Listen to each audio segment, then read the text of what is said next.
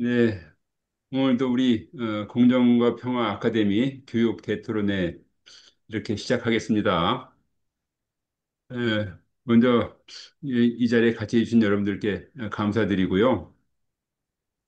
우리가 지난 몇 주간 이제 교육 문제에 대한 여러 가지 의제들을 다루었습니다만 오늘 특히 이 교육 자치와 학교 자치 이 중요한 토론회를 또 갖게 되었습니다.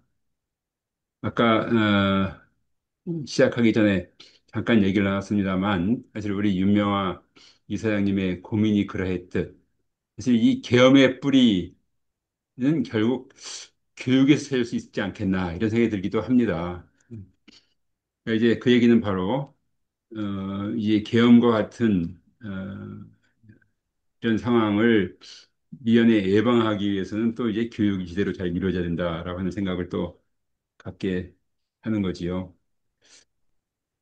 작년 8월 29일자로 헌법재판소가 이른바 이제 기후소송 이라는 것에서 이제 판결을 했는데 그 요지인즉슨 현재 우리나라의 온실가스 감축 계획이 부실하다. 이것은 미래 세대의 환경 기본권을 침해하는 것이다라고 하는 취지였잖아요.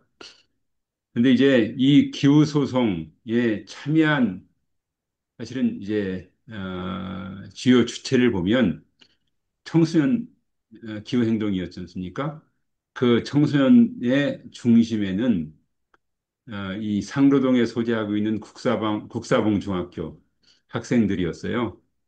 이 국사봉 중학교는 어떤 곳이냐 하면 주변에 주민자치 기구와 마을자치, 성대골 마을 자립마을과 학교 안에 있는 이제 교직원, 학부모, 학생 이 사주체가 같이 하는 학교 국사봉 중학교 학교 에너지 발전소라는 것을 자치적으로 운영을 해서 그 성과를 나누는 그런 것이 이미 작동이 되고 있었습니다. 저는 이 헌법재판소 결정을 보면서 이 자치 교육이라는 것이 굉장히 중요하구나. 이것이 학생들한테 미치는 영향은 대단하죠. 또 특히 이제 우리 일상 속에서 주민 자치와 함께 일상의 자치 교육이 자연스럽게 이루어지는 그런 구조 속에서 학생들의 자치의식, 민주의식은 더욱 커간다. 이런 생각을 했기 때문에요. 저는 이, 이 교육에 있어서 자치의 관점은 굉장히 중요하다. 사실 자치를 셀프 가버닝으로 번역하는 사람들이 있는데요. 저는 이것은 매우 잘못된 것이라고 생각을 해왔습니다. 원래 자치는 임마누엘 칸트의 어토노미에서 출발을 하는 것인데 인간의 본성이라는 거 아닙니까? 근데 셀프 가버닝은 식민지 본국들이 식민지 국가들을 통치하는 수단으로 이른바 시혜적 의미에 있어서의 이제 이 셀프 가버닝의 기회를 준다라고 하는 건데 그것을 우리가 자치라는 것을 잘못 받아들인 것 같아요. 그러니까 이쪽이 절대로 자치는 시혜가 아니죠. 인간의 본성 속에서 아주 당연하게 받아들여야 할 것이고 그것이 결국은 인간의 존엄이라든가 인격과 연결이 되는 것이기 때문에 학교에서의 자치 교육은 굉장히 중요하다는 생각을 저는 평소에 해왔습니다만 우리나라에서는 이런 것들이 일종의 학생에 대한 시혜처럼 생각하는 분도 있는 것 같고 학교가 당연히 누려야 할 일종의 기본적 권리인 것을 그렇게 이제 호도하는 그런 경우도 있는 것 같습니다. 이 제가 셀프 거버닝을 본 사람들의 문제는 군산항으로부터 일본으로 가는 쌀을 수출이다 이렇게 이제 얘기하는 사람이 이제 중앙연구원장으로 이렇게 취임하는 것을 보면서 이건 큰 문제가 있다는 생각을 하고 있습니다. 이게 수탈과 수출의 차이를 잘 오르고 식민지 국가에서 식민지 본국에서 하는 그런 언어 사용 이렇게 하는 것은 바람직하지 않다는 생각이 들기도 하는 거고요. 그래서 이제 그런데 근본적으로는 이제 교육에 있고 그 교육에 이 좀 부실함 속에서 계엄 의식 같은 것도 싹 트는 것이다라는 생각이 들어서 그것을 원천적으로 예방하는 장치로서의 학교자치, 교육자치 이것을 좀 우리가 깊이 있게 다루는 것이 필요하다 이런 생각이 듭니다. 오늘 이 토론회의 발제는 김성천 교수님 한국교원대학의 김성천 교수님께서 맡아주셨는데 깊이 감사드립니다. 이제 교원대학에서 교육정책 전문대학원 교수로서 활동하고 계시기도 하지만 국가교육위원회 위원으로서 이 교육정책에 굉장히 깊은 연구를 계속 해오셨고요. 토론은 아까 우리 대화를 나눈 윤명아 이사장님, 충안고 이사장님이시면서 사실 서울 교육발전 자문위원으로도 오랫동안 활동을 해오셔서 원래 교육계의 전문가라고 우리가 말씀드릴 수 있을 것 같습니다. 또 특히 프랑스에서 오랜 시간 공부를 하셨고요.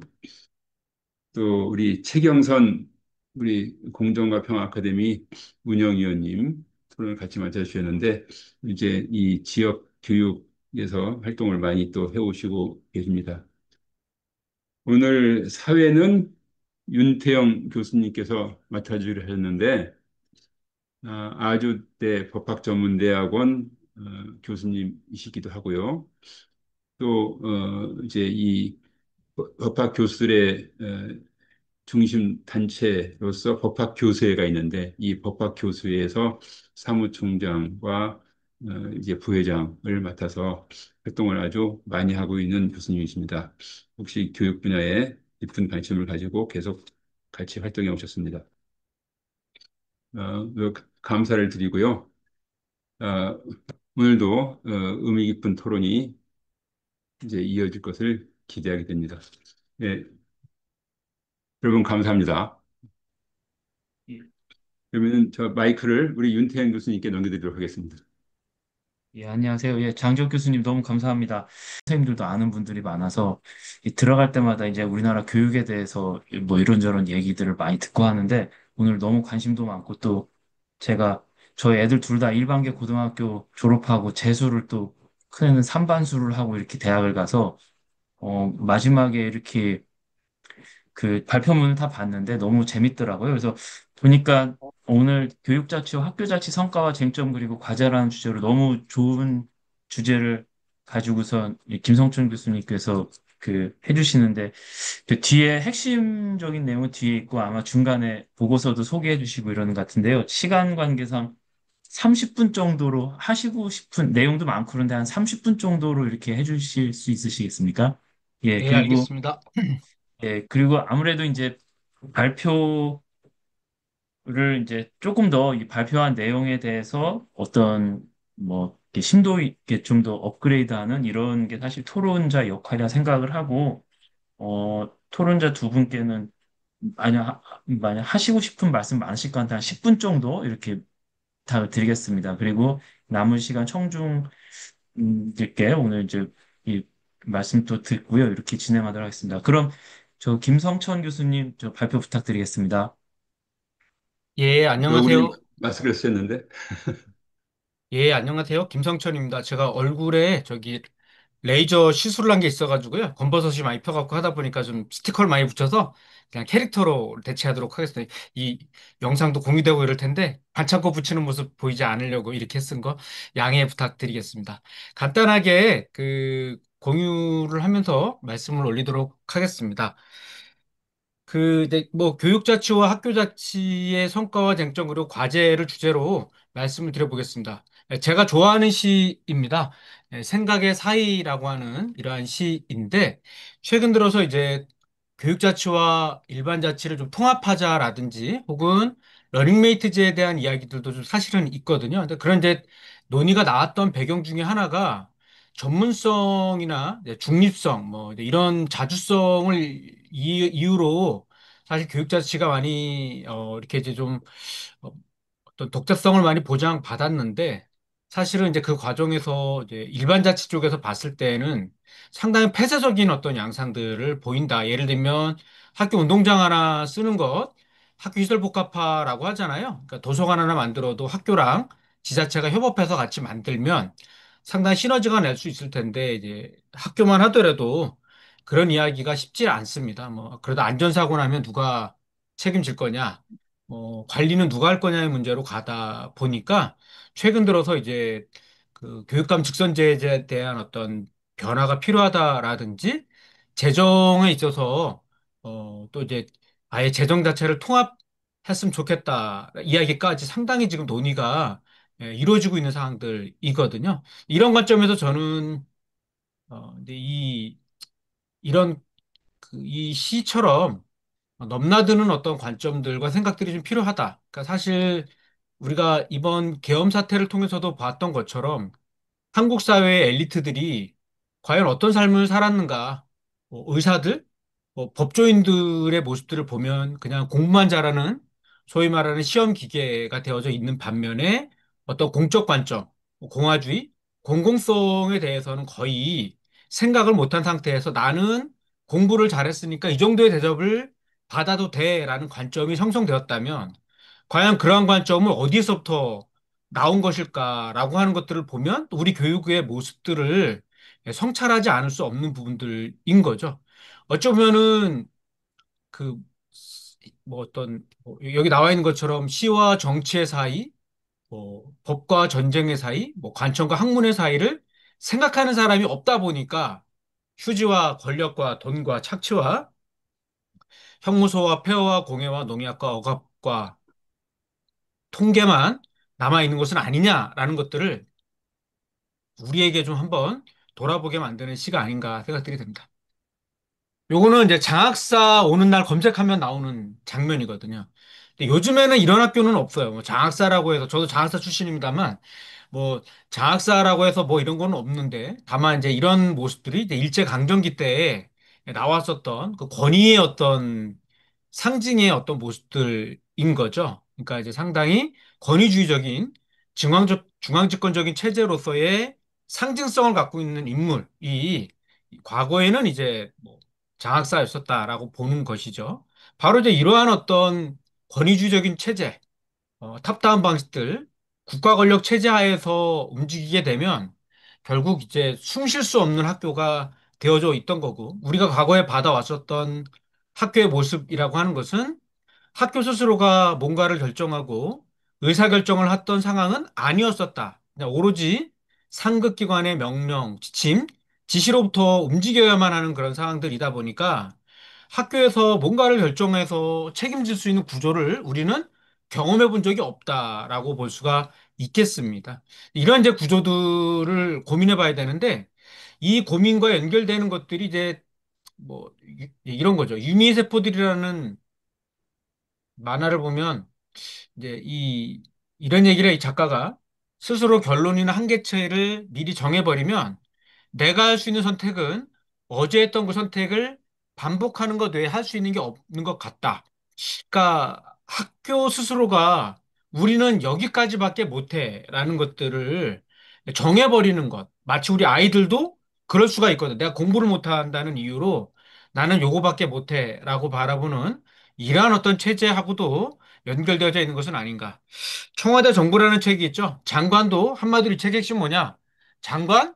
그럴듯해 보이지만 핫바지다라는 거죠. 장관도 결국 대통령실 내지는 청와대의 막강한 권력 앞에서 그냥 그쪽에 관심이 없는 영역에서는 장관이 재량행위를 발휘할 수는 있지만 상당 부분은 어쨌든 윗선의 지시와 정무적인 어떤 판단, 대통령의 어떤 생각 이런 것들을 중심으로 가다 보니까 소신과 철학을 갖고 움직이는 장관은 어렵다라는 거였습니다.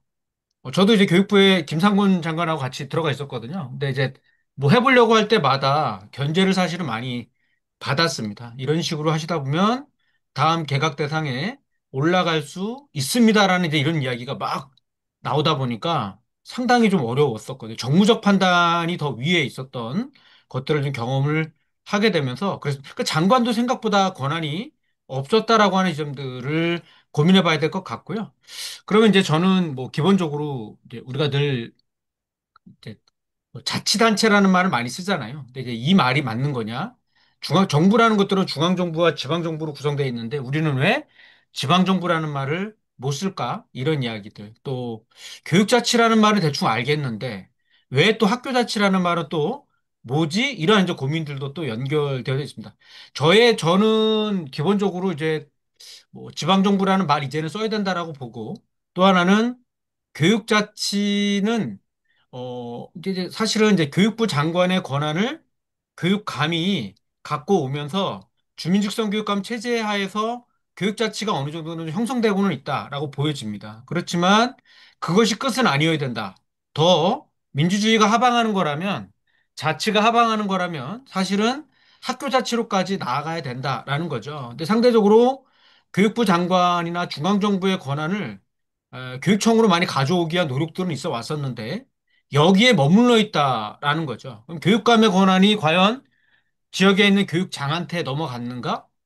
학교에게는 넘어갔는가라고 봤었을 때 제가 봤을 때는 머물러 있는 느낌이 있어서 향후 이러한 고민들을 우리가 해봐야 되겠다라고 봅니다. 자, 그러면 이제 혹자는 뭐 교육감 바뀌고 나서 주민직선 교육감 체제가 되고 나서 뭐가 바뀌었는지 모르겠다라는 분들도 있습니다. 근데 이제 과거에 관선교육감 임명제 체제가 있었고 간선교육감 체제가 있었죠. 그리고 이제 지금 주민직선 교육감 체제가 있는데 제가 봤었을 때는 과거의 관선 그리고 간선 체제에 비해서 지금의 어떤 주민직선 교육감 체제는 상당히 역동성을 보이고 있다라고 좀 보여집니다. 왜 그러냐면 나름 공약이라는 것들을 만들어 내고 그러다 보기 위해서는 자치사무라는 것들이 늘어날 수밖에 없고 그러니까 뭐 과거에 없었던 지역 단위 안에서의 이런저런 정책들을 많이 만들어 내거든요. 뭐 혁신학교다, 마을교육 공동체다, 뭐 공립형 대안학교다, 학습공동체 운동이다. 뭐 인천만 해도 뭐 일거수 운동이니 뭐 이런 여러 가지 이제 독특한 어떤 정책들을 펴나가고 있습니다. 이런 것들이 이제 주민직선 교육감의 어떤 힘이었다. 그래서 과거의 교육청은 그냥 교육부의 하나의 하위 기관이었거나 터미널, 공문과 예산을 주고받는 터미널 기능이었다라고 볼 수가 있는데 이제 이러한 하급 행정기관으로부터의 위상에서 많이 탈피했다라고 좀 보여질 수가 있고, 그게 이제 거버넌스 구조 안에 들어가는 것이죠. 그러니까 이런 변화들이 나타나고, 인적 자원들에 대한 어떤 변화들도 분명히 나타납니다. 저 같은 경우에도 이제 그 교사로 있었을 때는 뭐 경기도 교육청 앞에 가갖고 집회도 하고 막 그랬거든. 앞에 가서 이제 막 비 맞아가면서 집회도 하고 그랬었는데, 근데 이제 저 같은 사람이 또 이제 교육청의 정책기획관실에 들어가서 일정한 컨트롤 타워 역할을 또 한 적도 있었습니다. 이런 것들이 이제 거버넌스가 어쨌든 변화가 되는 이러한 모습들이 나타났다. 그래서 이제 저는 왼쪽에 있는 모습들이 과거에 간선 체제 때의 모습이었다면 오른쪽의 어떤 변화들은 어느 정도는 확인할 수 있다라고 좀 생각이 됩니다. 그렇지만 알다시피 이제 일반 자치에 비해서는 한 10년 정도 우리가 자치의 경험이 늦다 보니까, 예컨대, 어, 시, 시, 시, 시청이라든지, 주민센터 이런 데의 어떤 그 변화들의 모습들을 놓고 보면, 여전히 교육청이라는 조직, 혹은 교육지원청이라는 조직은 좀 갑갑하고, 좀 답답하고 폐쇄적인 그런 속성이 있는 것은 아니냐라는 어떤 시선들도 충분히 가능합니다. 그래서 저는 과거의 관선 체제에 비해서는 진일보 됐고요. 하지만 일반 자치의 시선에 비했을 때는 아직 역사가 늦기 때문에 좀 갈 길이 좀 먼 것은 분명하다라고 말씀을 드릴 수 있고요.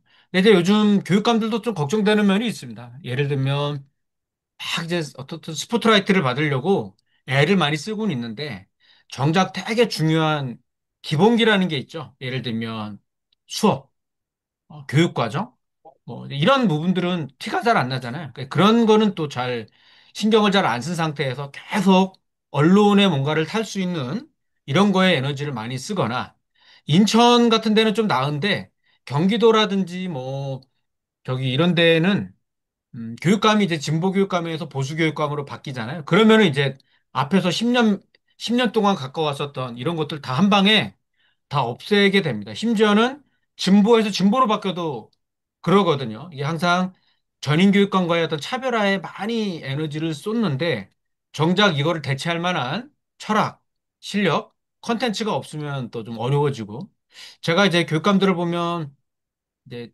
후보자 시절에는 막 의견을 많이 듣거든요. 근데 시간이 지나면 이제 구중궁궐의 인해 장막에 갇혀서 비판적인 목소리를 자꾸 하는 사람들은 이제 내치게 됩니다. 이런 어떤 모습들도 좀 있고 또 최근에 이제 고교학점제 관련된 논란도 있는데 다 이제 갑자기 교육감들이 막 교육부를 성토를 해요.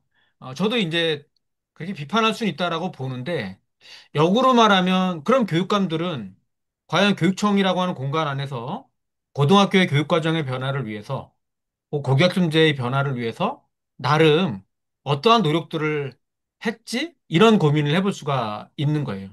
최근에 이제 늘봄돌봄도 얘기가 많아지고 있는데 경남교육청 같은 경우에는 그 거점형 늘봄을 운영하고 있어요. 즉 교육청이 직영으로 운영해주고 있습니다. 한 10개 정도의 학교를 묶어서 나름 이제 그 유휴 공간을 활용을 해서 셔틀을 운영하면서 하고 있어요. 그러면 개별 학교에서 늘봄돌봄 운영하는 데에는 규모의 경제가 만들어지지 않아서 한계가 있게 되는데 10개 정도를 묶어주고 교육청 담당자들이 직접 나서갖고 움직이게 되면 어떻게 되겠습니까? 자원을 연결하고 발굴해내고 활용하거나 이런 것들이 상당히 더 좋아질 수가 있거든요. 근데 이런 것들에 대해서 얼마든지 정책을 개발할 수가 있고요. 세종시 같은 경우에는 캠퍼스형 공동교육과정이라는 걸 통해서 개별 학교가 열기 어려운 과목들을 교육청 차원에서 열어주고 있습니다. 자원을 발굴해주고 연결해주고 시스템을 만들어주고 있어요. 이런 것들을 만들어주지 않은 상태에서 다 우리는 잘못한 거 하나도 없고 교육부가 다 문제야라고만 말하는 것들은 문제가 있다. 우리가 현장에서 교육과정을 재구성해야 된다라고 말하잖아요. 수업 재구성도 얘기를 해요. 그럼 정작 교육감들은 그러면 정책들을 재구성하고 있나? 우리 지역 상황에 맞게끔 정책을 재구성하고 있냐라는 이런 질문들을 해볼 수가 있는 것이고 이주호 장관 같은 경우에도 윤석열 정부 때 맨 AI하고 에듀테크 쪽에만 에너지를 다 쏟았습니다. 근데 정작 그 사이에 뭐 고교학점제니 수업혁신이니 학습 공동체니 되게 중요한 이야기들에 대해서는 교육감의 장관의 입으로 단 한마디 나오지가 않았어요. 이런 어떤 지점들이 저는 AI 만능론에 빠졌다. 이거가 들어오면 우리 교육의 모든 문제들이 다 한 방에 해결될 것 같은 지나친 낙관론에 빠지게 되면서 되게 중요한 여러 가지 요소들을 못 건드렸다라고 보는 거고요. 또 하나가 이제 기득권의 문제도 있습니다. 사실 예를 들어서 우리 교장제도도 좀 바꿔야 된다. 교육지원청이라는 조직도 좀 바꿔야 되겠죠. 인사행정도 혁신도 해야 됩니다. 다 여러 가지가. 이러한 것들에 대해서는 사실 거의 제대로 손을 못 대고 있는 모습들이 있다라고 이제 볼 수가 있을 것 같습니다. 그런 지점에서 이제 앞으로 과연 자치를 얘기를 하는데 그 자치의 어떤 목적과 방향, 그러니까 자치라는 개념을 어떤 특정 권력으로부터 멀어지는 개념, 그러니까 예를 들어서 뭐뭐로부터의 자치, 자유, 이렇게 교육부로부터의 자유, 교육감으로부터의 자유, 교육장으로부터의 자유, 여기까지는 뭐 자유주의적 관점에서 올 수는 있는데, 그러면 이제 그걸 통해서 뭐를 할 거냐에 대한 이야기는 빠질 수가 있다라는 거죠. 두 번째가 이제 한 4년 단위로, 학교는 1년 단위로 움직여요, 보면.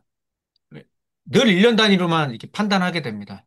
그러면 교육감 임기가 한 4년 정도라고 보면 교육감도 이제 재선을 앞두고 이 정도는 움직일 수는 있겠지만 그러다 보면은 뭐 4년을 넘기가 어렵고 학교는 1년 단위로 살림살이를 꾸리고 있고 이러다 보면 중장기적인 어떤 로드맵이나 전망이 안 보인다라고 보는 거고 아까 이제 일반 자치에 비해서 한 10년 정도 뒤져 있다 그러는데 결국 그게 이제 공급자 중심의 어떤 관점들이 상당히 그 견고하게 형성되어져 있는 거다라고 이제 볼 수가 있고요.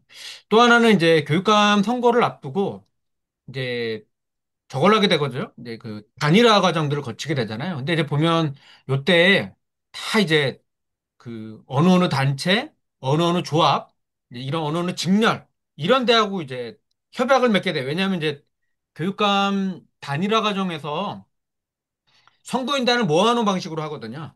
그러면 이제 교사들은 잘 결합이 안 되어져 있고, 그럼 이제 막 각 직능별 단체 중심으로 막 오다 보면 거기에 당연히 뭐가 들어오겠습니까?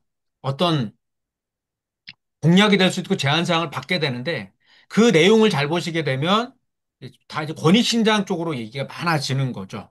근데 우리가 어렵고 우리가 힘든 것들에 대해서는 말을 못 꺼내죠. 그걸 꺼내는 순간 어떻게 되겠습니까? 문제가 생길 수가 있어요. 단적인 예가 이제 예전에 어떤 논란이 한번 있었냐면 초등학교 선생님 한 분이 그 페북에다 문제제기를 하나 했어요. 초등학교 1학년 아이인데 요즘에 1학년 애들도 소아당뇨가 많이 걸려 있다는 거예요. 소아당뇨 걸려 있는 애들이 주사를 못 놓죠. 1학년 애가. 근데 못 놓으니까 이제 이걸 보건소님한테 가서 좀 놔달라라고 했는데 그걸 이제 놔주게 되면 사고가 나면 누가 책임질 거냐의 문제로 가다 보니까 우리는 못 놔준다라고 간 거죠. 근데 이제 거기서 논란이 좀 붙었습니다. 그럼 이제 오히려 우리가 놔줄 테니까 우리에게 이러이러한 어떤 면책 조항이라든지 그 근거를 좀 만들어 달라라고 요구하는 게 아니라 우리는 책임 못 지니까 이걸 우리가 맞을 수 없도록 하는 거랑 이게 달라지는 거예요. 이게 하나의 예입니다만 어쨌든 이러한 주체별 이기주의가 갈수록 심화되다 보니까 이걸 돌파해야 되는데 돌파가 안 되는 이러한 상황이 나와 있다. 그리고 학교 자체가 상당히 미흡한 상태로 여전히 남아 있어서 학교는 스스로 마치 그 새가 오랫동안 세상에 갇혀 있다 보니까 나는 법을 잃어버린 느낌. 그러니까 이제 학교는 결국 끊임없이 뭘 할 때마다 이거 해도 되나요? 안 되나요? 이걸 끊임없이 물어보면서 판단해야 되는 상황이 오는 이런 어떤 상황하고도 연결되어 있다라고 보고요. 여기에 이제 상당히 아날로그식 교육행정 체제.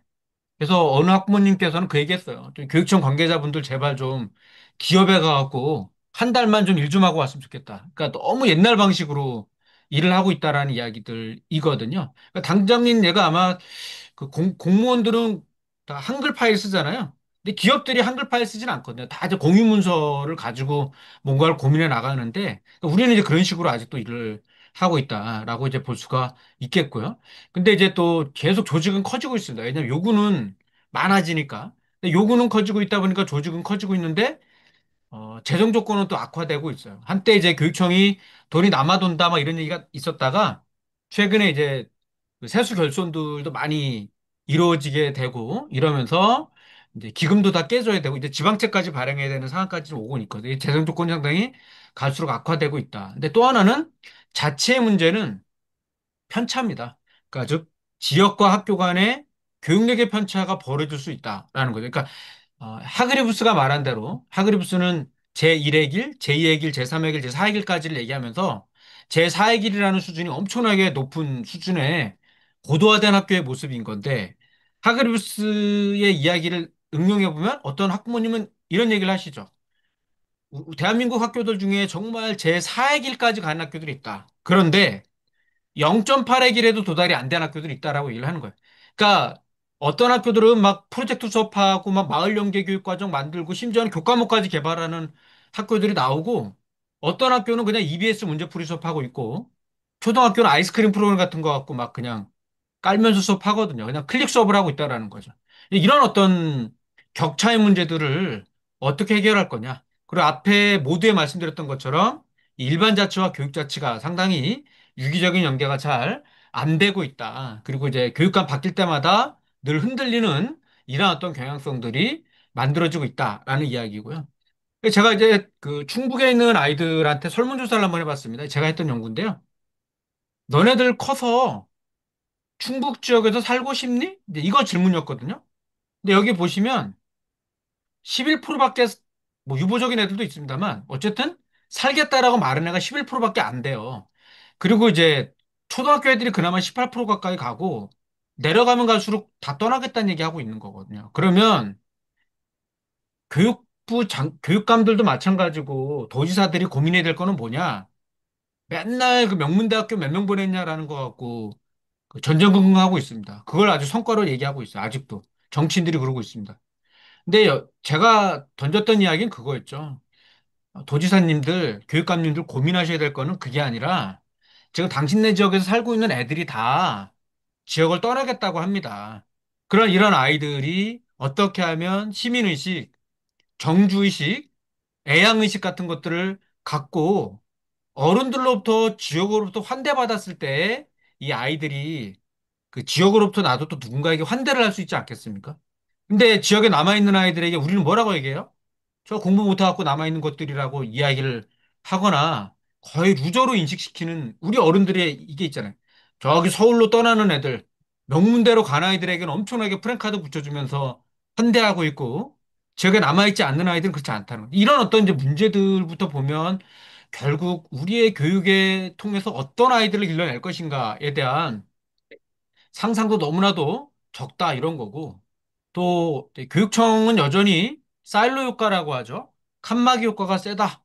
팀과 팀, 과와 과, 국가 국을 넘기란 에베레스트 산맥을 넘는 것보다 더 힘들다. 이게 은근히 제안해 보시면 이건 우리 부서가 아니고 저쪽 부서 일이라고 그러고 맨날 이제 이러고 있는 모습들도 분명히 나타나고 있다. 그래서 앞으로 이제 이러한 교육지원청 같은 데도 좀 많이 좀 손을 좀 봐서 지원청도 좀 많이 말 그대로 현장을 지원해주는 플랫폼 조직으로서 혹은 중간 지원 조직으로서 어떤 변화들을 상당히 만들어 나가야 됩니다. 그럼 제가 볼 때 교육지원청의 문제는 뭐냐면 일반 기초지자체는 독립된 공법인으로서의 성격을 갖고 있잖아요.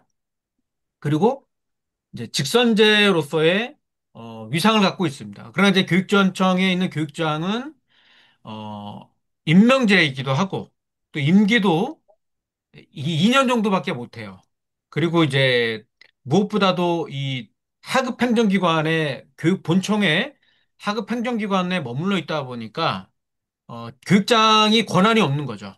예산도 없고 권한이 없어. 뭐 하려 그러면 다 본청하고 판단을 하거나 교육감의 의사결정을 얻어야 되는 그런 상황이니까 기초지자체 장이 봤을 때 교육장은 되게 좀 뭐 너무 어렵다라고 이제 볼 가능성이 있는 지점이기 때문에 이러한 지원청을 어떻게 바꿔야 되는 것인가라는 것도 매우 중요한 문제가 아니겠는가 싶고요. 그래서 이제 다행히 지역마다 나름 의미 있는 어떤 성과를 만들어내는 데도 있죠. 아까 제가 세종 캠퍼스형 공동교육과정 같은 경우도 이런 하나의 예고, 시흥시 같은 경우에는 이제 마을교육 공동체라는 풀뿌리 조직 같은 것들을 통해서 상당히 변화를 만들어 갑니다. 그러니까 이제 시흥도 마찬가지고 오산이나 이런 마을 공동체가 잘 되는 데를 보게 되면 학부모들을 잘 성장시키고 그 학부모들이 갖고 있는 전문성을 마을 강사로 키운 다음에 아이들이에게 진로라든지 지역교육 과정이라든지 방과후라든지 이런 영역으로 이분들을 활용하고요.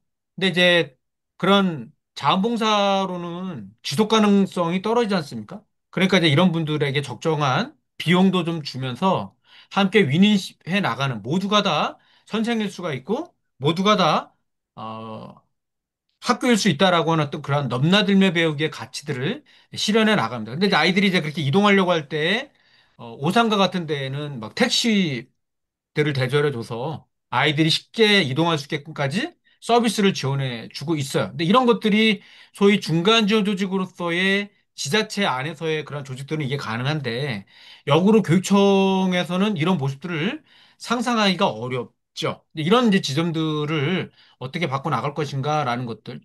이렇게 이제 고교학점제 고민이 있지만 뭐 프로그래미니 뭐 애니메이션 컨텐츠니 뭐 연기 과목 이거는 솔직히 학교에서 열기가 어려운 과목이에요. 이런 걸 이제 지역 사회에서 발품 팔아가지고 이게 지역에서 열어주는 이런 어떤 모델들도 앞으로 좀 많이 필요하다라고 좀 보여집니다.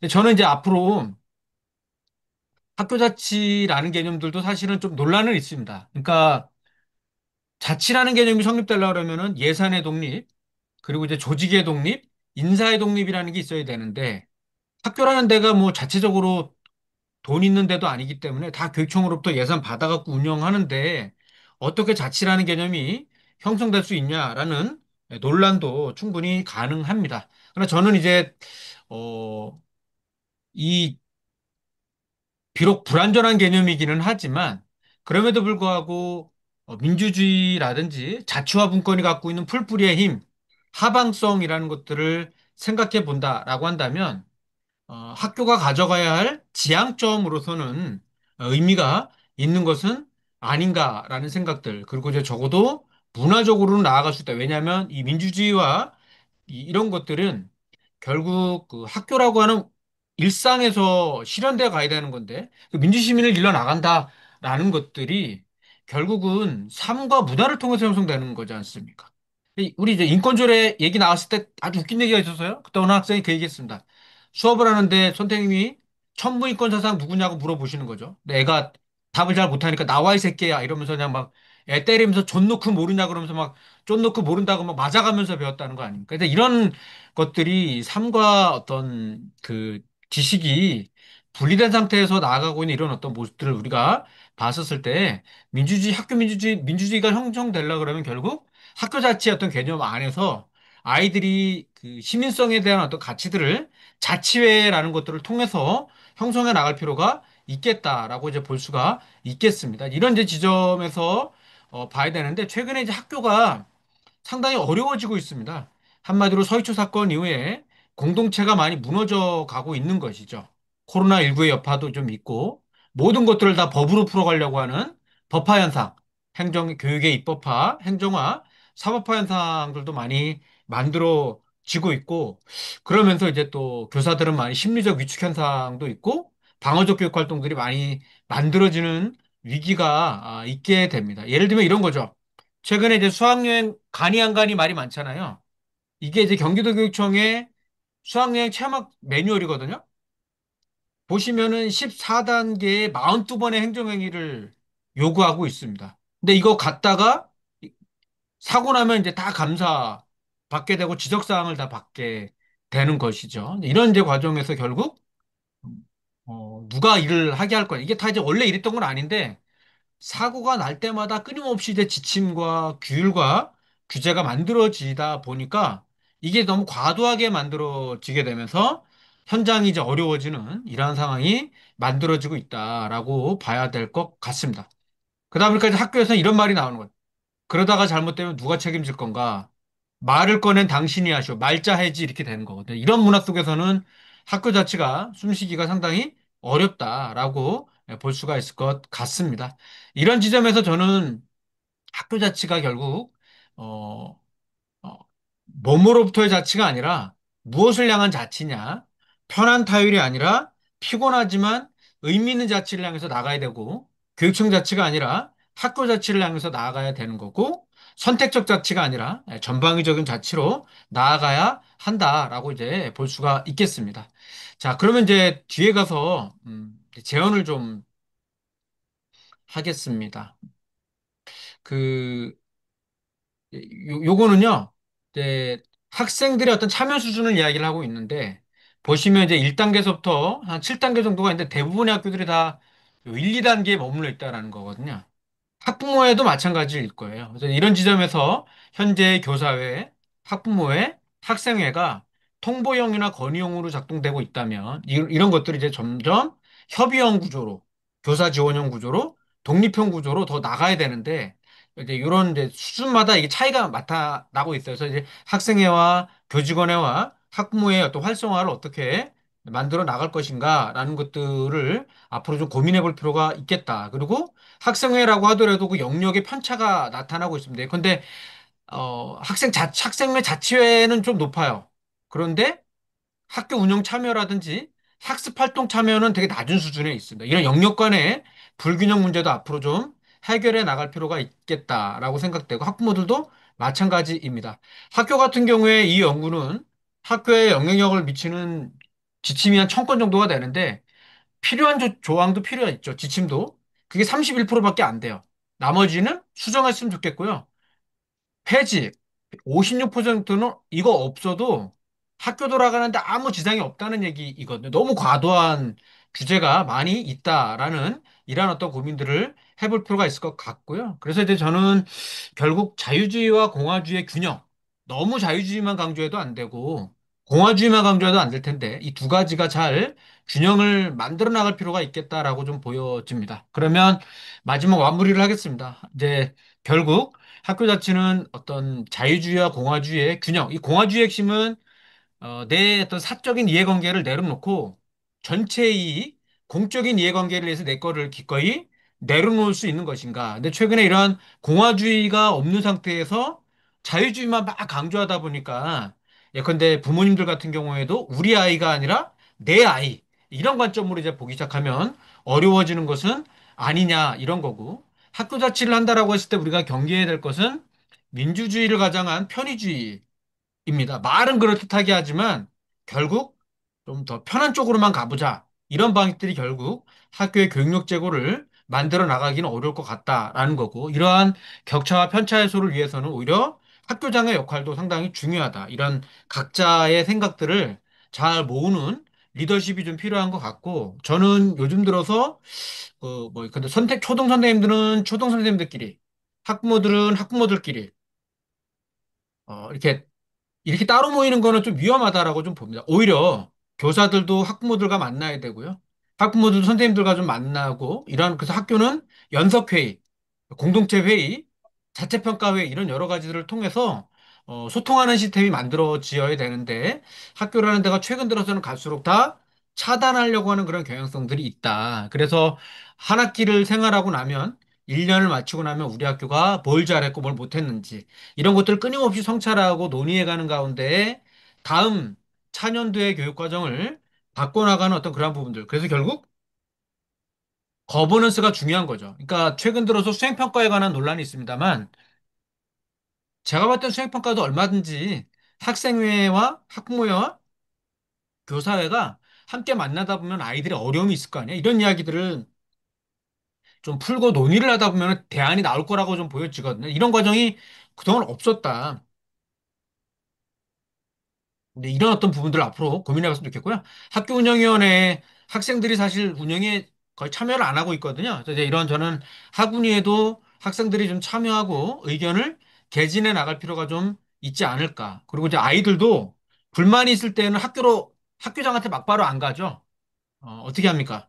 학생회라는 대의 체계를 거쳐서 갑니다. 그리고 학부모님들도 어, 이게 막바로 막 민원, 교장회 이런 식으로 가는 게 아니라 충분히 학부모회라는 어떤 공적 담론 체계를 거쳐서 논의를 하는 이러한 구조들. 그러니까 주호민 씨 같은 경우에도 아쉬운 지점이 그거죠. 담임 선생님과 어떤 이게 불만이 있었다라고 했었을 때 변호사를 만날 게 아니라 제가 볼 땐 충분히 학교 내에서 의사소통으로 좀 풀어가고 그럼에도 안 되면 그 다음 단계로 가셨으면은 어땠을까? 근데 결과적으로 다 이제 모두가 힘들어지는 그런 상황으로까지 가지 않았는가 생각되고요.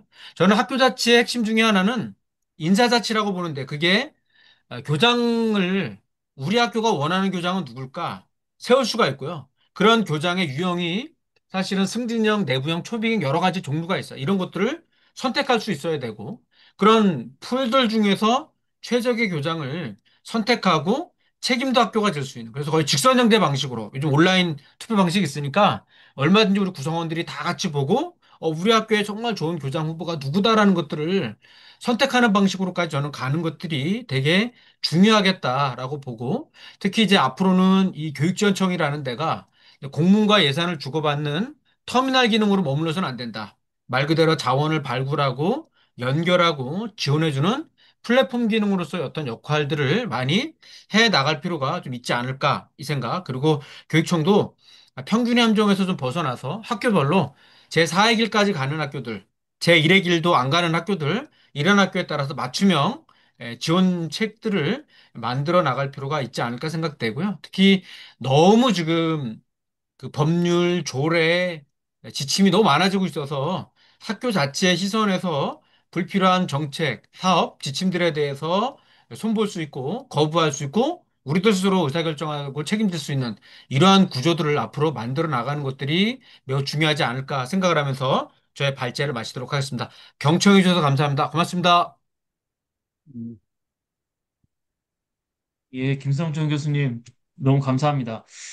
현장에서 이 교육 경험, 교사로서 경험도 계시고, 또 국가교육위원회에서 정책도 담당하셔서 그리고 또 이 분야 그 최고 전문가로서 그동안 연구도 많으셔서 아까 보시면 아시겠지만 보고서도 상당히 많이 있으신데, 그래서 이, 이 교육부 장관 후보자가 꼭 참석해서 한 5시간 정도 강의를 하셔도 부족한 이런 아주 좋은 내용을 좀 한 30분 정도 이렇게 압축해서 이렇게 아주 잘 발표해서 너무 감사합니다.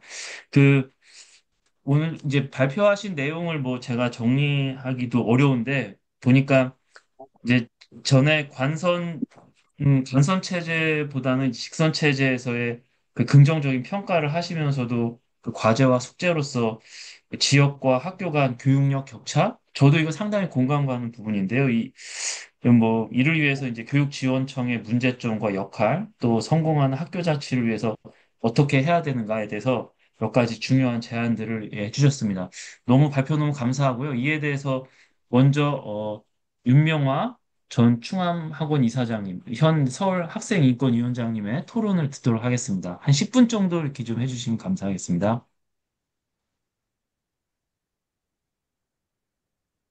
예, 제가 그 토론문을 썼는데 아마도 이거 내용이 너무 이 화면으로 보기에는 조금 어렵지 않나라고 해서 제가 좀 말씀으로 좀 풀어야 되겠다라는 생각이 듭니다.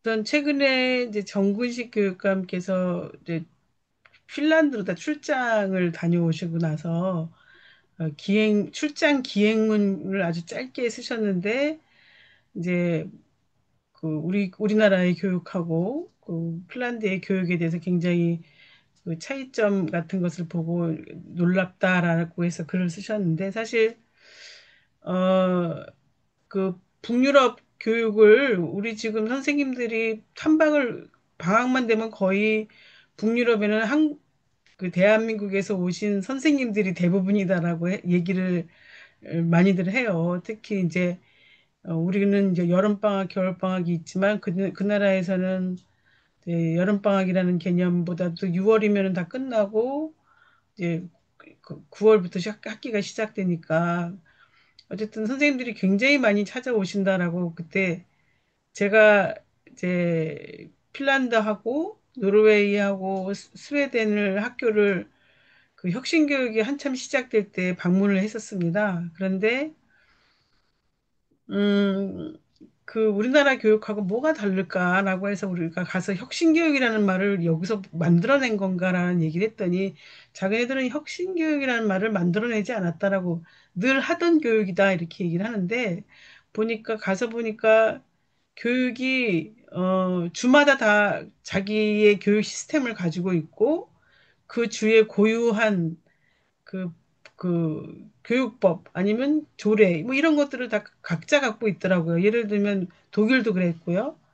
그래서 아마도 우리하고 굉장히 많이 차이지는 것이 교육과정 같은 것도 지역마다 어, 정할 수가 있고 선생님들한테 굉장히 많은 권한을 선생님들이 갖고 계시더라고요. 그래서 교사들이 뭐 교육 과정을 결정한다든가 예산을 사용한다든가 이럴 때 학교에서는 그 구조도 이렇게 회의 구조로 그러니까 오픈 구조로도 되어 있어서 학교 안에서 선생님들이 자유롭게 모여서 교육을 짜고 선생님들하고 편하게 뭐 커피 타임 같은 걸 하면서 그런 프로그램을 짜고 이러는 것들이 저희한테는 굉장히 놀랍고 아주 충격적이었어요. 아, 이렇게 교육이 이루어지고 있나? 나카시라는 데는 갔었더니 거기는 교육감이 저희를 맞이했는데 교육감이 나이가 24살이더라고요. 나카시라는 데서. 근데 보니까 거기도 그 주에 지방자치하고 교육자치가 함께 이루어지고 있는 거예요. 그래서 지자체와 자치가 함께 이루어지니까 그 일찍부터 정치에 입문한 청년 정치인이 교육감이 돼서 24살인 교육감이 나카시라는 데서 교육 자문을 하고 교사들하고 함께 나카시의 교육을 하고 있는 것을 봤어요. 그래서 대한민국이 얼마나 정말 선생님들이 음, 최 우리 교육으로 친다면 정말 얼마나 훌륭하신 선생님들이 왜 우리는 방학 때만 되면 이렇게 북유럽을 헤매면서 다녀야 되나? 왜 저 시스템이 한국에서 고착되기가 그렇게 어려운 건가? 언제까지 북유럽을 동경해야 되나 하는 참 좀 약간 갔다 와서 그런 마음이 많이 들었어요. 그런데 이번에 그 교육감께서 제일 강조했던 것이 이제 신뢰의 문제더라고요. 학교에 대한 신뢰. 학부모들의 무한한 신뢰, 그다음에 사회적으로 교사가 존경받고 신뢰하는 직업이었다는 거, 그 나라에서는. 근데 우리 학교에서 요즘 선생님들이 교사인가 된 것을 후회한다라고 하는 선생님들이 아마 통계로라도 나왔을 거예요. 굉장히 많은 사람들이 교직을 떠나고 싶다라는 얘기들을 많이 하고, 그래서 어쨌든 교육감께서 요번에 핀란드 출장을 하시면서 이런 여러 가지 그 경험을 통해 가지고 서울 교육을 많이 좀 어, 새로운 시도를 해 보시려고 하는 것 같은데 시간이 너무 짧게밖에 안 남았네요. 내년 6월이 다시 또 지방선거기 때문에 어쨌든 요번에 서울시 교육청 이제 조직 개편되면서 의욕적으로 뭐 이렇게 새로운 교육 방향을 정해 가시는 것 같은데 어쨌든 핀란드의 그 기행 출장이 많은 영향을 좀 주었으면 하는 생각이 듭니다. 우리 김성천 교수님 그 지적하신 대로 저도 이제 서울시 교육청에서 학생인권 옹호관으로 다 한 4년 정도 근무를 했습니다. 5분이 벌써 지나가네요. 제가 그럴 때 가서 봤었을 때, 어, 그 교육청에 어쨌든 내부의 공무원들은 굉장히 열심히 일을 하고 있는데 그게 제대로 그 학교 현장에까지는 잘 전달되지 못하는 구조라는 생각이 들었습니다. 그래서 교육청 내부에서는 뭐 장학사, 장학관, 뭐 지역청하고 연계를 하려고 끊임없이 노력을 하는데 그게 실질적으로 제가 충암에 와서 보니까 현장에까지는 되게 도달되는데 중간에 왜곡이 되거나 아니면 중간에 끊기거나 아니면 흐지부지 되거나 이런 일들이 상당수가 있다라는 생각이 들어서 교육 자치가 이루어지려면 그냥 중앙에서 끌고 가는 것이 아니라 아까 김성천 교수님 말씀대로 학교 자치가 제대로 이루어질 수 있도록 더 많은 것을 학교에 많은 권한을 줘야 된다. 예를 들면 제가 그 충암에서 요번에 사립학교니까 물론 좀 공립하고 다르긴 하지만 이제 교감이 한 사람 임명이 되면 사립학교는 그냥 10년이고 20년이고 교감을 하는 겁니다. 그런데 저희 이제 새로운 정의사 체제에서 정관을 바꿔서 평가에 의해서 교감을 이제 중임하는 것을 내부의 구성원인 교사들의 의견을 받아서 중임 체제로다가 정관을 바꿨습니다.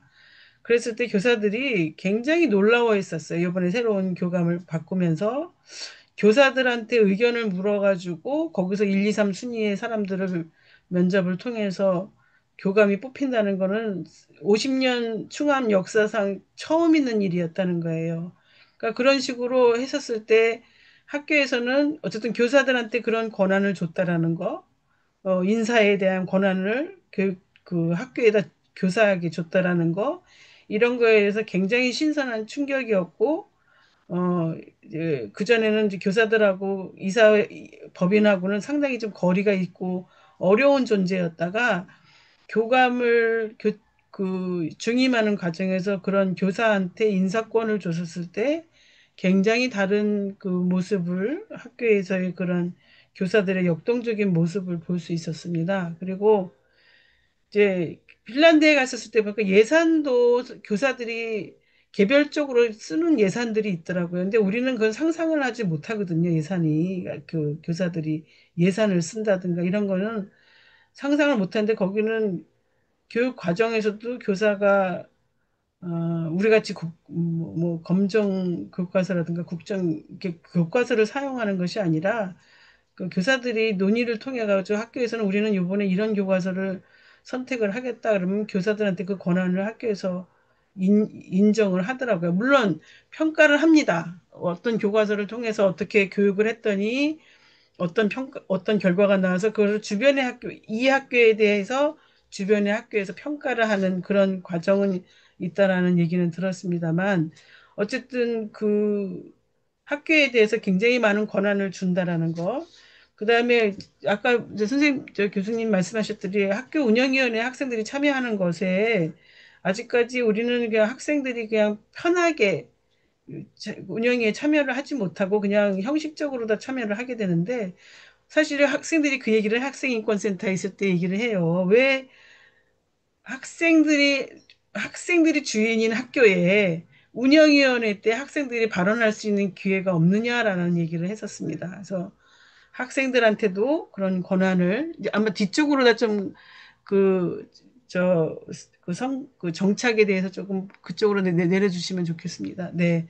그래서 실질적으로 그, 그 적극적으로 학교의 학생들이 운영위원회에 참여를 할 수 있어야 되고, 아까 교수님께서 말씀하셨지만 굉장히 방어 기제가 강합니다. 선생님들이 학년별 또 무슨 과냐, 무슨 학년이냐, 무슨 어떤 과목이냐에 따라서 굉장히 그 교사들 사이에서도 뭔가 굉장히 방어적인 기제가 상당히 많이 작동을 하더라고요, 학교 안에서. 그래서 좀 의사소통을 할 수 있는 것이 학교 문화로도 좀 구축이 돼야 된다. 그렇지 않고서는 끊임없이 서로 방어하다가 그냥 소진돼 버리고 굉장히 불만들이 많더라고요. 그런 거에서. 그리고 이제 운영위원회가 저희 충암도 운영위원회를 하는데 운영위원회비가 한 1년에 50만 원밖에 책정이 안 되어 있는 거예요.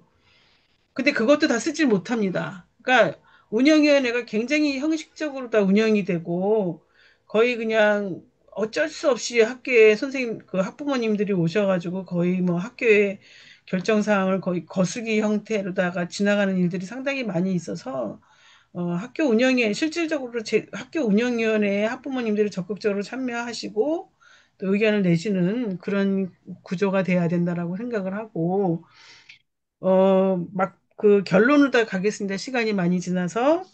결국은 그 학교가 성공적으로 그 자치가 성공적인 정착을 위해서는 아까 말씀드린 대로 그 적극적인 참여도 필요하고 그다음에 권한을 학교에다 좀 많이 주는 거 그다음에 학부모, 교사, 학생들의 민주적인 소통 문화가 정착이 돼야 되고, 그다음에 지역과 학교 간의 서로 소통 이런 것도 굉장히 지금은 마을 공동체를 하면서 근데 그것도 학교마다 굉장히 편차가 크고 마을마다 되게 다르더라고요. 그래서 해야 되고 그다음에 그 너무나 많은 규제들이 아직도 있는 거예요. 뭘 하려고 하면은 교육청에서 굉장히 많은 규제를 얘기를 하고 끊임없이 공문을 통해 가지고 규제를 하면서 이러면 학교가 자율성을 완전히 잃어버리더라고요. 그래서 그런 규제 완화 같은 것도 필요하고 어쨌든 그 실질적으로 학교의 주체적인 교사와 학부모와 제일 중심인 학생들의 그 자치가 이루어질 수 있도록 학교 자치 또 지역 자치하고 지방 자치하고 같이 협력되지 않고서는 사실은 학교 자치는 굉장히 아직도 좀 요원하다라는 생각이 많이 들었었습니다. 그래서 이것으로 다 저의 토론을 마치겠습니다. 고맙습니다. 예, 이사장님 감사합니다. 어, 그 현장에 그 충분한 경험을 가지시고선 오늘 이제 김성춘 교수님 발표에 대해서 현장의 생생한 경험을 해서 우러나오는 그런 내용들 이런 좋은 말씀을 많이 해주셨는데요. 특히 뭐 핀란드의 그 혁신적인 거기는 이제들 하던 대로 한다고 하는데 어쨌든 그런 걸 말씀해 주시면서 어, 지방자치, 교육자치, 학교자치가 이렇게 다 이루어지고 또, 그리고 또 그를 위해서 학교에 더 많은 권한을 줘야 된다라는 그런 말씀을 해주셨습니다. 사실, 이 내용도 교육부 장관이 꼭 참석해서 들어야 돼. 아주 중요한 내용들이 많은데, 오늘 시간 관계상, 예, 좀 이제 짧게 들어 너무 아쉽습니다. 좋은 내용들이 많으니까 나중에 한번 자료 한번 보시기 바라고요. 예, 그럼 이어서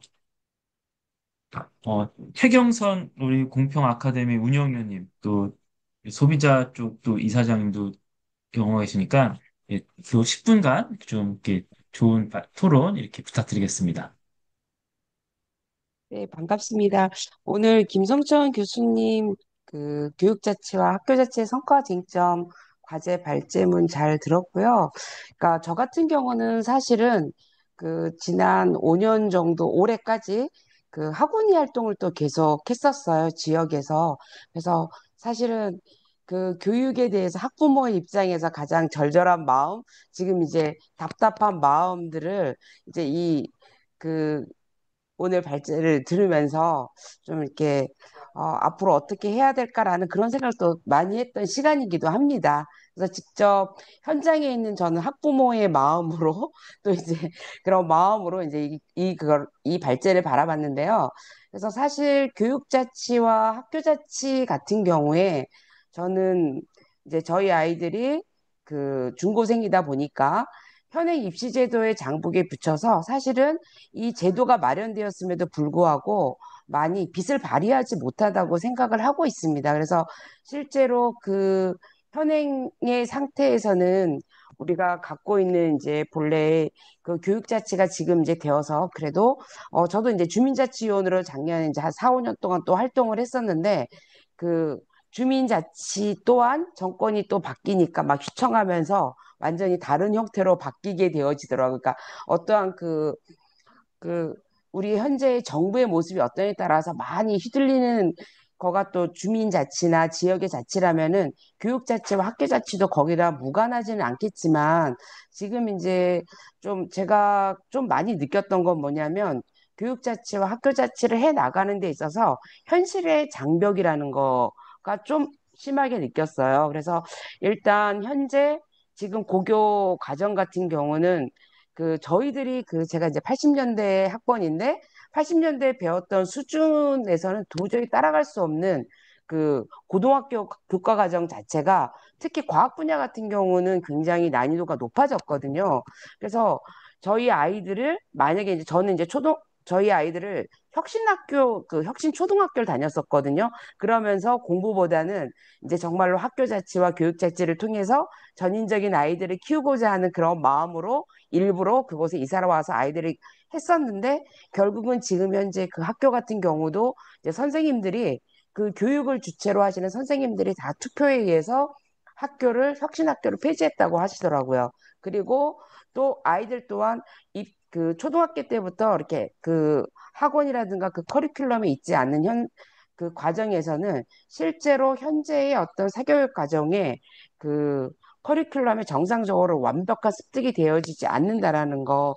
자, 그런 걸 보면서, 이전에는 우리가 학교만 다녀도 이제 열심히 한 아이들은 이제 개천에서 용난다라는 속담을 막 있다고 했었잖아. 근데 이제는 그 전혀 불가능한 시대가 되었고, 자, 그래서 이러한 그 현행 입시 제도의 문제점들이 교육 자치와 학교 자치를 가장 많이 그 방해하고 있지 않나. 저는 이제 그런 관점에서 이제 좀 말씀을 드리고 싶었어요. 그래서 일단 대입제도의 장벽 자체가 이제 뭐 네 가지 정도 그 획일화되어진 교육과정하고 또 이제 앞에서도 계속 말씀하셨듯이 교사들의 그 자율성들이 많이 위축이 되어진 상태에서 교사들이 무언가를 할 수 있는 상황이 되지 않았고 또 학생들 같은 경우도 선택할 수 없고 자 그리고 학부모도 오히려 어떤 그 학교 자치를 위해서 준비를 하는 것이 아니라 어떤 다들 이제 대입 경쟁이라는 것에 몰입되어 있지 않나 이제 이러한 걸 가지고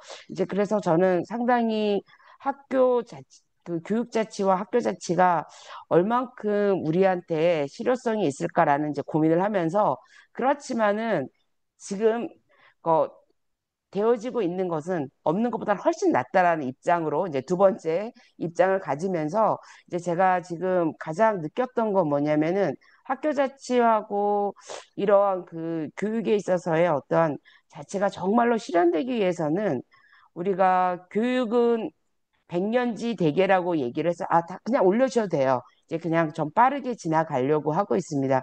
그래서 그 어떤 지금 현재 교육 자치와 학교 자치에 시행하고 있는 어떤 과도기 단계고 지금 이제 우리가 이것을 만들어가는 과정이라고 생각을 하거든요. 그래서 아까 그 교수님의 그 발제문을 들으면서 우리가 이제 무엇을 개선해 나가면서 무엇을 바꿔 나갈 건가라고 하는 이제 아까 과제와 숙제를 12가지 정도로 주셨더라고요. 주셨는데 거기에서 이제 저도 그 10번째 주셨던 지역과 학교 간의 교육력의 격차라든가 이런 것들이 다 생겨질 수밖에 없는 거가 뭐 가장 크게는 어떤 현행의 어떤 입시 제도의 연관성에서 같이 또 유래되지 않나라는 생각도 사실은 했었거든요. 자, 그러면서 제가 느꼈던 거는 뭐냐면 지금 현재에 있었던 이러한 문제점들을 이제는 개선을 적극적으로 해야 되지 않나라는 생각을 하고 있어요. 그러니까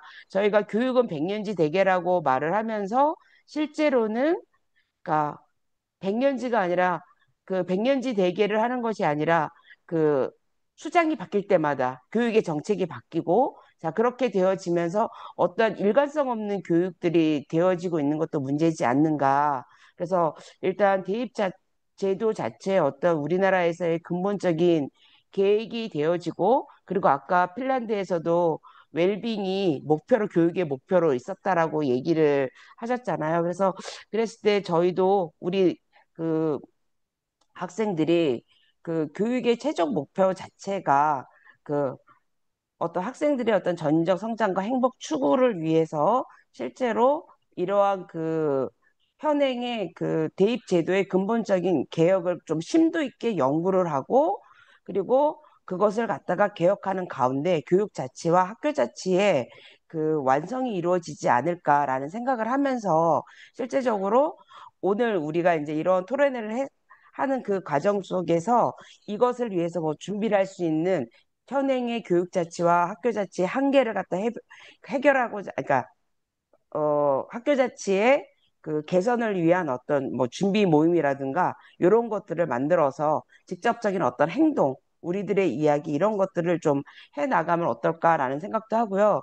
그리고 이제 그 우리 김성천 교수님 그 강의 안에 보면은 다른 태양이 있어야 빛난다는 말에 되게 공감을 했어요. 다른 스스로 빛을 낼 수가 없잖아요. 그러니까 태양의 빛을 반사하는 이 달을 생각하면서 우리의 교육도 실제로 교육 자체의 어떤 빛을 낼 수 있게끔 예산이 독립이 그 되어져야 된다라고 생각을 하거든요. 그래서 실제로 우리의 교육 자체와 학교 자체가 그 어떤 정말로 자치를 하게 되어진다라면은 예산의 독립성을 확보하는 것도 진짜 중요하다 이런 생각을 하면서 이제 그 부분에 대해서 여기까지 제 토론문을 어, 하는 걸로 하겠습니다. 예, 제가 사실은 이걸 보면서 상당히 어렵더라고요. 그러니까 어떤 이제 제가 오늘 발제할 때는 그 지역에서 아까 국사봉중학교 얘기하셨는데 제가 국사봉중학교의 그 커리큘럼 중에서 공정무역에 대해서 이제 매년 지속적으로 강의를 하면서 이제 올해 국사봉중학교가 그 공정무역 캠퍼스로 이제 세계에서 인증을 받기도 했었거든요. 이제 그러한 역할을 주도했었던 역할을 하기도 했었고 그러한 과정 중에 있었지만 사실은 이러한 교육 자치와 이제 이런 학교 자치가 어느 학교에서는 잘 되고 있지만 실제로 잘 된 학교들도 사실은 이게 잘 되는 곳이 계속 퍼져나가는 곳이 아니라 지금 현재 또 위축되어지는 단계에 좀 많이 들어왔다고 보거든요. 이제 그런 걸 보면서 일단은 정말로 근본적인 해결을 할 수 있게끔 같이 요 교육의 어떤 문제를 해결하는 준비위원회라든가 이런 것들이 만들어져서 좀 활동하면 어떨까라는 것도 같이 제안해 봅니다. 감사합니다. 예, 최경선 운영위원님 너무 감사합니다. 그 학우니에 참여하시면서 특히 학부모의 마음에서 느끼는 저도 굉장히 공감 가는 게 많은데요. 이 교육자치와 학교자치에서 오는 그 없는 것만 낫지만 현실의 장벽. 그래서 이게 특히 입시제도라는 이런 우리나라의 특히 어, 특별하게 이게 또 와닿는 그 장벽이 있어서 이 뭐 그런 말씀을 해주시고 그다음에 학교 자치 개선을 위한 행동을 실천을 해나가야 된다 이런 말씀을 해주셨습니다. 예, 그 두 분 토론자분의 아주 중요한 내용이 있으셨는데 뭐 발표자분의 그 내용에 대해서 막 반박하거나 이런 게 아니라 다 공감을 하시면서 그 현장에서 느끼는 그 생각들 이런 걸 말씀해 주셨는데 혹시 그 김성천 교수님 토론자분들의 말씀에서 간단하게 한 5분 안에 이렇게 좀뭐 답변해 주실 수 있으신가요? 예, 일단 윤명호 선생님 토론에 감사드리고요. 제가 채팅창에도 썼는데 사실은 이제 자치라는 것들도 그렇고 민주주의도 결국은 어떤 이제 신뢰에 기반한 모습이 있는데 현재 우리의 공교육 체제는 제가 봤을 때는 이제 불신에 기초한 것 같아요. 그러니까 이제 불신을 하다 보니까 계속 이제 감사가 들어와야 되고 통제가 들어와야 되고 점점 뭐가 많아지는 걸 가만히 보면 다 못 믿는 거죠. 뭐 대학에서도 아마 그 뭐 돈 10만 원 하나 연구 카드 하나 써도 다 이제 촘촘히 삼중사중의 장치들을 다 만들어 놓지 않습니까? 이게 결국 불신을 하다 보면 감시 비용과 통제 비용 이런 거 거래 비용이 많이 들어가게 되는 상황이 있는데 결국 이 우리도 이제 이러한 신뢰를 어떻게 불신을 어떻게 신뢰로 가져갈 거냐가 이제 되게 중요한 문제인 것 같고, 그래, 그걸 못 믿게 되면은 결국 학교 자체도 성립할 수가 없는 거죠. 계속 다 위에서 컨트롤하면서 가야 되는데, 근데 이제 한편, 지금까지 그렇게 교육부라든지 중앙집권 체제에서 촘촘하게 지침과 지시를 내렸지만, 과연 그 과정에서 어떤 성과를 냈느냐라고 봤었을 때, 그렇게 해봐야 잘 안 되더라라는 게 이제 현재 우리의 고민이기 때문에, 새롭게 이제 질서를 좀 바꿔봐야 된다고 생각되고요. 최경 선생님의 말씀에도 동의가 됩니다. 특히 이제 우리나라 교육개혁 과제는 다 기승전 대입입니다. 그러니까 모든 게 다 대입으로 다 빨려 들어가는 이런 어떤 지점에서의 한계도 분명히 있고요. 그러나 이제 희망적인 거는 최근 들어서 이제 각 대학마다 이제 그 입시 유형이 있잖아요. 뭐 수능으로 들어온 애들, 뭐 이제 내신으로 들어온 애들, 입학사정관으로 들어온 애들, 논술로 들어온 아이들이 다 있는데 그 유형별로 이제 이 친구들의 어떤 학점이라든지 대학생활 만족도라든지 이탈률이라든지 혹은 취업률과 연계된 내부 자체의 데이터 분석들이 많고 관련된 논문들도 많아지고 있거든요. 근데 이 전반적으로 차이가 있습니다만 전반적으로 봤을 때는 수능으로 들어온 학생들이 대학교 성적도 낮고 이탈률을 많이 하는 경향이 강하다라는 게 지금 많은 연구 결과로 나오고 있어서 대학교에서는 더 이상 수능이라는 것들을 중심으로 아이들을 뽑았다가는 이 지속 발전 가능성이 너무 떨어지겠다라고 하는 고민 속에서 최근에 이제 정시 비율을 낮춘다라든지 아니면 자율성을 좀 많이 달라라는 요구들이 많아지고 있습니다. 그래서 한때 수능이 90만이 보던 시대의 상대평가 문법이 이제 앞으로 30만 대, 20만 대로 떨어질 가능성이 있지 않습니까? 그렇게 떨어졌을 때에도 과연 90만이 보던 시대의 상대평가 문법을 가져가는 게 맞는 거냐에 대한 근본적인 어떤 고민 속에서 국가교육위원회에서도 이제 지금의 이 대입 체제로는 어렵겠다라는 고민들을 다 위원들은 다 공통적으로 하고 있는 것 같고요. 그래서 이제 최근에 이제 뭐 일배 현상들이나 청소년 국어 현상들도 있기 때문에 이런 문제를 해결하려면 오지선다형으로 들어가는 수능이 아니라 말 그대로 글쓰기, 토의토론, 자기 생각이 있는 그런 교육들이 이루어져야 되는데 그러려 그러면 이제 결국 오지선다형의 평가 체제를 한계를 극복하고 그러면 수능이라고 하는 것들은 말 그대로 그냥 한 그러니까 일종의 기본 학력들을 확인하는 수준. 왜냐하면 내신의 편차가 있기 때문에 얘가 내신 1등급이라 그러지만 진짜 그 정도의 실력이 되는지를 확인해 볼 필요는 있잖아요. 그런 관점에서의 수능이라는 것들이 보조제 기능으로 보완제 개념으로 들어가면서 새롭게 이제 대입 제도를 손봐야 된다라는 논의들도 좀 있는데 저는 이제 이런 지점에서는 좀 가능성이나 희망도 좀 보고는 있습니다. 네. 이상입니다. 예, 감사합니다. 예, 시간이 이제 원래는 정해진 시간이 10시 30분까지인데, 시간이 많이는 안 남았는데, 혹시 플로어에서, 이런 거는 꼭 말씀하시고 싶은 건 아니면, 뭐, 질문하시고 싶은 거 있으면은, 본인 간단한 소개와, 간단하게 한 2분 정도 이렇게 좀 해주시면 감사하겠습니다.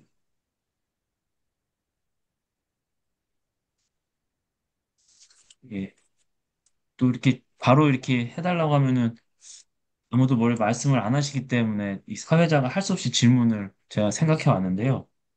그 이제 제가 이제 스타트를 해야지 또 하실 것 같아서 제가 이렇게 저도 학교에 이제 뭐 이렇게 부원장도 오래 맡고 또 아니면은 또 시험 출제 같은 데 들어가서 지금 리트 시험도 위원장도 맡고 있고 이렇게 들어가서 보면요. 이게 시스템을 통해서 뭐 시험이나 이런 게 다 이루어지잖아요. 근데 시스템만 이렇게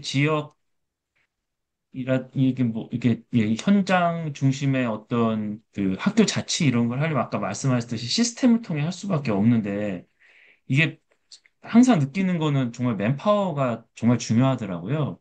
근데 이렇게 되면은 점점 더 지역 간 격차가 더 커지고 수도권이 더 훨씬 더 이렇게 되는 게 아닐까 이런 우려도 굉장히 크거든요. 지금도 그런 게 벌어지는 것 같은데 그 점에 대해서는 이거 어떻게 극복을 해야 되는지 아까 말씀해 주시는 거 이제 추상적인 말씀을 해주셨는데 이게 과연 우리나라 현실에서 극복이 가능할지 한번 그냥 간단하게 여쭤봅니다.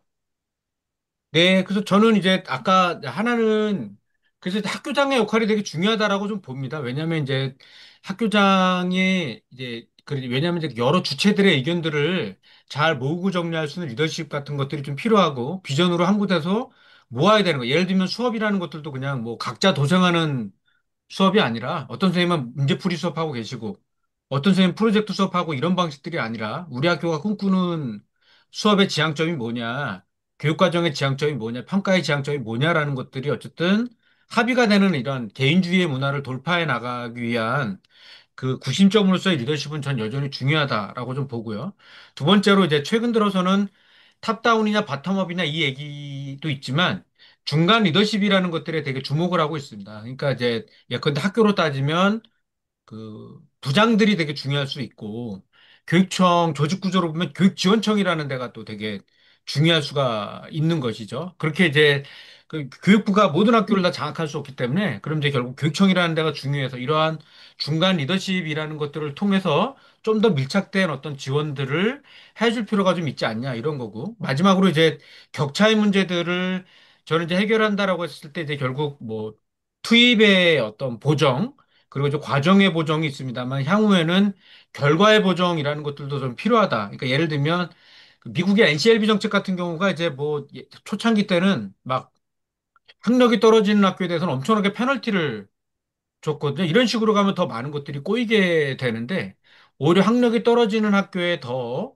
어떻게 지원을 해줄 거냐. 거기에 뭐 학교 사회복지사분을 더 배치할 수도 있고, 거기에 인력을 더 추가 지원을 해줄 수도 있지 않습니까? 그래서 역발상을 해서 학력이 떨어지는 학교에 더 오히려 맞춤형 지원을 어떻게 좀 더 해줄 것인가라는 이러한 어떤 차원 안에서의 그 복지와 교육이라는 것들이 통합되는 모델로 좀 들어가야 되는 거고 그런 것들을 위해서는 또 이제 교육지원청 같은 데가 좀 더 제대로 된 어떤 학교와 밀착된 방식들을 통해서 소위 그 학교에 어려움이 왔으면 이거를 도와줄 수 있는 어떤 이런 모델들이 좀 필요한 것 같습니다. 거기에다가 이제 저는 그 아까 중간 지원 조직이라는 이야기를 썼는데 향후 이제 지역마다 필요하면 무슨 무슨 교육재단 이런 거를 교육청과 지자체가 뭐 출자해서 같이 만들 수 있다라고 보는데 그런 어떤 방식들을 통해서 기존에 있는 관료 조직보다는 유연한 방식의 어떤 서비스 지원과 같은 방식들이 좀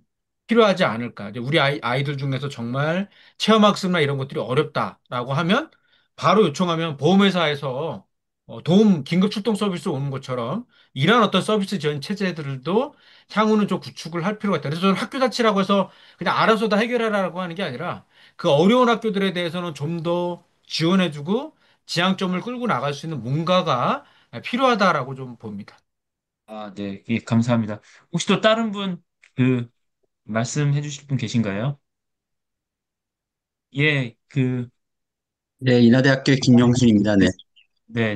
김성철 교수님 뭐 이렇게 이쪽 부분에서 교육학 분야에서 매우 놀라운 혁신적인 그런 그 이야기들 많이 나누고 또 정부에 또 조언도 하고 또 지역 교육청이나 광역시 단체 교육청들에게도 활동을 많이 하고 또 교육감들에 대한 평가라든가 이런 걸 많이 해오고 있는 걸로 우리 분야에서는 좀 많이 알려주신 분입니다. 그래서 사실 약간 뭐 이제 기대하는 건 좀 센 얘기들을 좀 기대한 것도 없진 않아요. 이제 실제로 우리의 교육 자치나 학교 자치를 하는 거의 궁극적인 목적은 저는 자라나는 세대들이 앞에선가요? 장재옥 교수께서 칸트 얘기를 조금 한 것 같은데 사회 제도라는 것은 개인의 사회화하고 연결돼 있거든요. 뭐 아시다시피 가정은 1차 사회화 기관이고 부모가 어떻게 하느냐에 따라 사회화가 되는 거죠. 부모가 민주적으로 가정을 운영하느냐, 그렇지 않느냐. 또는 사회와 학교가 민주적으로 학교와 사회를 운영하느냐에 따라서 구성원들이 그런 것들을 배워나간다는 거죠. 지금 저희들 뭐 50대 이상, 뭐 60대라고 80년대 학번 이상은 사실 군사 독재 시대에 이러한 뭐 자유화 이런 거 생각지도 못한 시대에 공부를 했어요. 그러다 보니까 지금 각 분야에서 집권하고 있는 우리 동료들도 다 그런 생각들을 갖고 있는 거죠. 조직 내에서 어떤 충성, 또 개인인 것보다 집단을 더 우선시하는 사회와 개인을 놓고 봤을 때 집단을 우선시하는 그런 사고들이 그 민주주의를 그 저해하는 요소들이었고 실제로 이번에 보여줬던 그 내란 쿠데타 역시도 그런 거를 교육받은 사람들이 거기에 부역을 한 것들이 굉장히 크죠. 상당히 그거를 잘 관찰해보면 아시겠지만 다 뭐 여러분이 아시다시피 그런 비민주 시대에 뭐 민주화를 위해서 일했던 사람도 있었겠지만 그러한 사회 제도 하에서 학습된 사람들이에요. 근데 그런 그 학교 문화가 저는 아직도 계속된다는 그 사실이 굉장히 붕괴스럽거든요. 저도 교육과학 분야에도 있고 사회교육과에서 민주주의 가르치고 있지만 늘 그 학생들에게 가르치고 교과서에 나와 있는 거하고는 우리 현실이 격리돼서 이루어지고 있다는 사실이에요. 그래서 저는 이 교육자치와 그 학교자치가 학생들 스스로가 자유스러운 행동을 할 수 있게끔 사회화를 하는 그런 장치들로 만들어져야 된다라는 생각입니다. 그래서 학생들도 그런 그 학교 정치죠. 학교 운영위원회.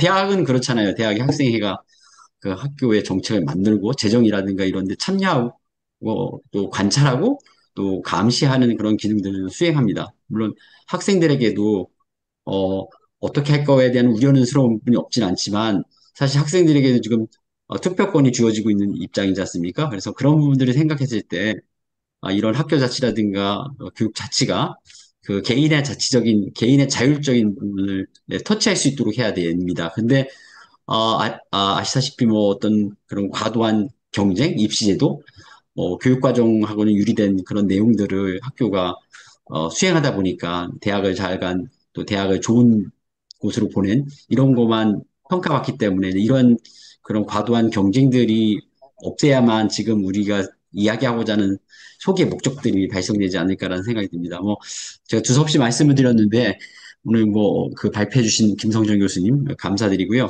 어, 이게 좀 더 실질적인 그 성과들, 어, 그 교수님과 그 교수님의 그 스쿨에서 그 연구하시는 분들의 생각들이 좀 우리나라 학교들을 좀 더 그 민주하고 자유로할 수 있는 그런 제도들을 만들어 주시길 당부드리겠습니다. 감사합니다. 예, 질문은 아닌 것 같고요. 강구 말씀해 주셨는데 또 한 분, 뭐 한 분 정도 더 질문이나 뭐 말씀을 듣고 예, 마치려고 합니다. 혹시 그냥 김영순 교수님의 말씀을 좀 더 간단하게 말씀드리면, 최근 들어서 저는 이제, 그래서 요즘에 학생 주도성이라는 것들을 되게 강조하는 흐름인 것 같습니다. 그래서 교육과정 같은 경우에도 아이들의 과제 연구, 과제 탐구, 이런 것들에 대해서 도전적 과제들을 설정하고, 한 학기 동안에 깊이 있게 뭔가를 해보는 방식들이고, 그래서 이제 심지어는 아이들이 뭐, 시장이라든지, 혹은 이제 지자체나 이런 데다가 어떤 지역사회 불편한 문제들을 발견해내서 이런 것들을 좀 개선해 나간다라든지, 최근에 이제 새들이 막 투명 방음벽에 의해서 막 죽잖아요. 그럼 애들이 그런 걸 다 몇 마리의 새들이 죽고 있는지 그 원인은 뭔지, 이걸 해결할 수 있는 방법들은 뭔지, 심지어는 이제 이런 문제를 해결하기 위해서 지자체가 뭐를 해달라고 하는 조례 같은 것들을 이제 그 전남에 있는 아이들 같은 경우 초등학교 아이들이 막 움직이고는 있거든. 저는 이런 과정들이 이제 상당히 오히려 AI가 줄 수 없는 그런 어떤 교육의 경험들을 우리가 시민의 관점에서 해주는 것들이 매우 필요하지 않을까 이런 생각이고, 제가 이제 혁신고등학교 학생들이 한 32명 정도를 추적한 연구를 해봤습니다. 얘네들이 이제 과연 학교를 졸업하고 대학교 생활을 하거나 직장 생활을 하고 있을 텐데 이 친구들이 성인이 돼서 어떤 삶을 살아가고 있는가를 연구를 해봤는데, 핵심은 이제 학교 안에서 얘네들이 토의 토론 많이 해봤고 협동을 많이 해봤고 협업 활동을 많이 해봤고 그다음에 배운 내용들을 발표도 해보고 어떤 자치 활동들을 많이 참여해봤던 이 아이들이 대학교 생활을 하거나 직장 생활을 했을 때도 나름 리더의 삶이라든지 협업을 하는 모델이라든지 문제를 해결해 나가는 이런 과정들에 있어서 나름의 영향력을 발휘하면서 살아가고 있더라. 이게 이제 제가 볼 때는 삶의 전이성이었던 것 같아요. 배웠던 내용들이 일정하게 성인이 돼서도 전이가 되고 있는 어떤 이런 모습일 텐데, 이러한 어떤 모습들을 우리가, 어떻게 하면 잘 길러낼 수 있을까? 그런 걸 길러내가는 어떤 토대가 결국 학교의 어떤 자치 문화가 형성되는 거고, 그 안에 이제 그런 것들의 주도성을 발현시킬 수 있는 어떤 교육 과정이나 수업이 형성되는 것은 아닐까 하는 생각도 말씀드려보고 싶었습니다. 예, 감사합니다. 예, 오늘 그러면 그 시간도 지나고 그래서요.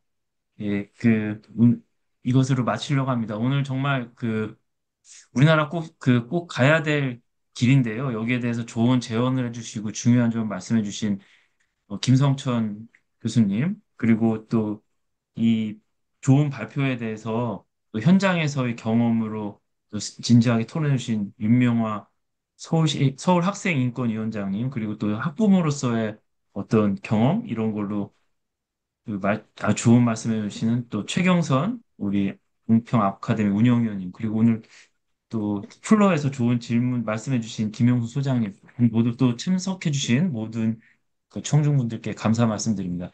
예, 이상 마치고 장지혁 교수님께 다시 마이크를 넘기도록 하겠습니다. 감사합니다. 예, 수고 많으셨습니다.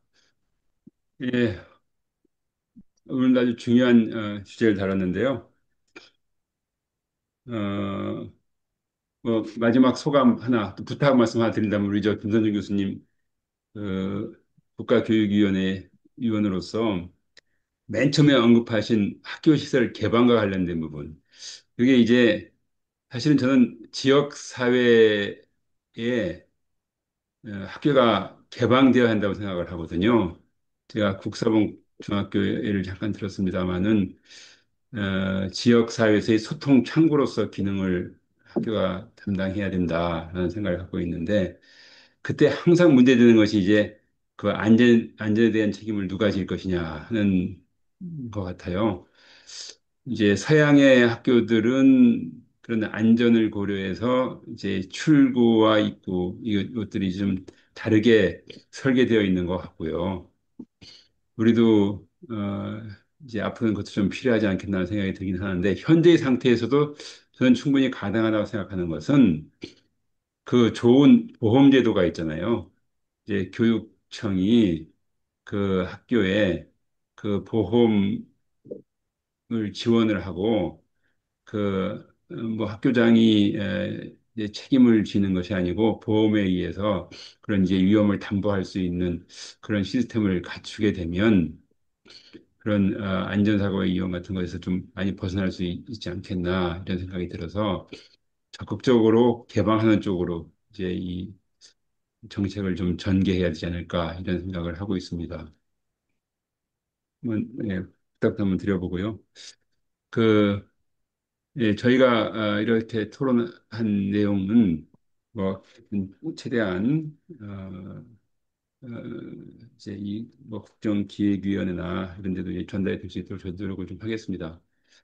그리고 좀 부탁드리자면 오늘 발표해 주신 이 내용을 저희 공평사회 이제 책자가 발간되는데 그 3집에 좀 글로써 올려주시면 저희가 이제 감사히 또 수록할 수 있도록 그렇게 하겠습니다. 우리 윤명화 이사님도 좋은 토론문 보내주셨는데 정리를 하셔가지고 좀 그것도 저희 공평사회에 이렇게 올려주시면 감사하겠다는 그런 말씀을 드립니다.